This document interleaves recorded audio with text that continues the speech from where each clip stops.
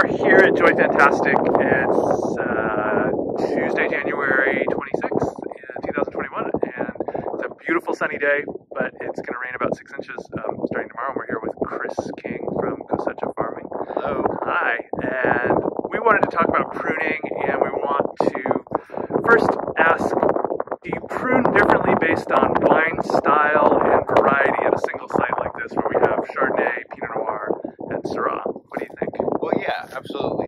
We almost always prune Pinot Noir, and more often than not, we prune Chardonnay with a cane, because those two varietals are when you spur prune them, tend to be underproductive, and they're very low yielding to begin with. So we try to maximize the yields, and that's relative because we're still talking about very small yields with those two varietals in this climate. But yeah, so we try to cane prune Pinot and Chardonnay for the most part. Syrah can go either way. Sometimes with Syrah in a cooler climate, we'll prefer to do a cane like we do here at Joy Fantastic, because it tends to be a little bit more consistent yields than with the spur. With the spur, you can get more on certain years, but not always. So it's a little more consistent.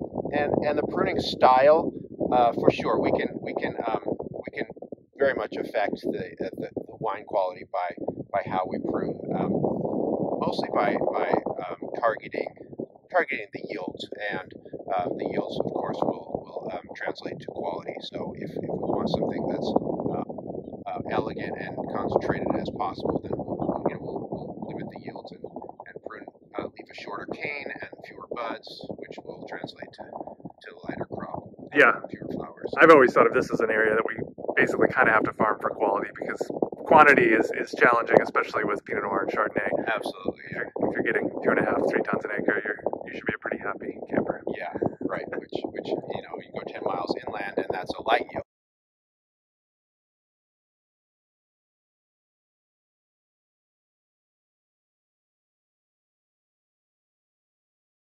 One other thing we're talking about today here is labor cost and how many crew it might take to go through and prune 5 acres, high density vines, over 2,000 vines per acre. So that's a lot of vines to prune. It's a lot of vines, yeah. So so we'll divide up the different activities, by crew and by timing. And so the first pass we'll do is mostly with we come through with bigger, with loppers, with two-handed loppers that we can make just a couple of the big main cuts per on the plant. And because cutting out second year wood, it's a pretty big diameter. So right, and there we'd be cutting like on a vine like this. Yeah, so something like out of here, and then we'll be removing this whole part, the horizontal part of the last year's architecture. Right. And so we do that with loppers, and then we'll come through and we'll pull out all that old dead wood. Then we'll even come through again with the small hand pruners and do the fine cuts, clean up the canes, all these laterals and tendrils and stuff off of the canes, trim it to the appropriate length. Then we'll come through in another pass and then do the tying.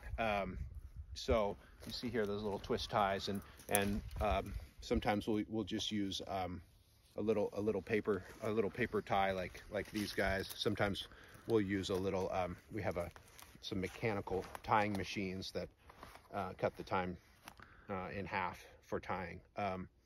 So it's a lot of different passes, and it's nice because we can spread it out from January all the way till the end of February, and depending on the activity, it can be from 2 or 3 ladies tying to 6 guys lopping and pulling wood out and stuff. And so yeah, so it's a lot of labor, and it's a lot of different passes. Yeah, I think people forget how labor intensive farming is like this. I mean, it's literally farming by hand, and yeah, 3 passes just to get your pruning, but it's a really important part of the stage, part of the growing season that's going to set things up for the rest of the year. Yeah, and our pruning season can be one of our busiest times. Not quite as busy as harvest. We can't prune in the rain, and so we're limited to how many days we can actually prune. And if we have a warm winter, like we had a really warm January, then we get nervous about the buds pushing early, and so yeah, so we're kind of trying to we need to do this all before bud breaks in March. It can be a very busy season. A race against time sometimes. Yeah. Great. So we're also going to talk about how the weather from the previous season affects the yield and the fertility of the vines the following year. So how did the weather of 2020 affect 2021 potentially? Okay, well, that's a good question. There's a couple of different factors. One is if it was the vigor of last year can determine how short or how long your canes are, and when you're cane pruning, if you have a low vigor season and you have short canes, then you don't have a lot of wood to lay down horizontally on the wire. Last year was a reasonably vigorous season, and so we have plenty of vertical growth last year, which means we'll have plenty of wood to lay horizontally this winter. Another interaction with the weather is the flower formation. So the flowers, each of these buds that along the vertical cane here has flowers in it. Now those were formed last year, incrementally throughout the season. So March, April, May, June, July, and so on. And so each of these buds was formed during a different period.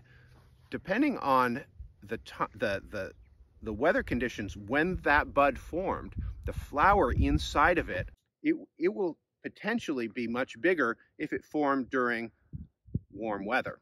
And so if it was, and that's why with Pinot Noir and Chardonnay, usually down here in these basal buds that were formed in March and April, they tend to be formed during a very cool part of the season and have very small flowers. Now, obviously the flowers aren't open now, but as soon as these buds start to grow, there'll be a few leaves that come out, and then the flower will come off of it, and you'll see how big it is. If we were very sophisticated, like they do this with table grapes in Fresno and stuff, they'll actually dissect these little buds, and then we'll look at them under a microscope, and they can tell the potential fruitfulness of the next season. So they can make adjustments to their pruning and to adjust for the crop size that they're after, right? We don't really do that with wine grapes because we know that it's very unlikely that we're going to have too much fruit here, just because the climate is what it is. So that being said, if we're going to lay this cane down, we would have buds laid out horizontally that were representative of the whole growing season here, and so we're going to have potentially very different size flowers on each of these buds as we go throughout the season, as the temperature goes up and down. So you might have smaller flowers lower down on the cane, and then as the summer warmed up, the season warmed up, they're going to potentially have bigger flowers in the middle. Right, and then we had those heat waves in June and July, and we may have some huge flowers further up here on the cane. We'll just wait and see, but and that way you'll see it. You'll see that translated out horizontally next year. And that's not just a function of apical dominance or anything like that. It's actually the opposite. Yeah, right. And so it depends on the weather during flowering, during bloom, how well those flowers set. But the size of the flowers can vary based on the weather last year.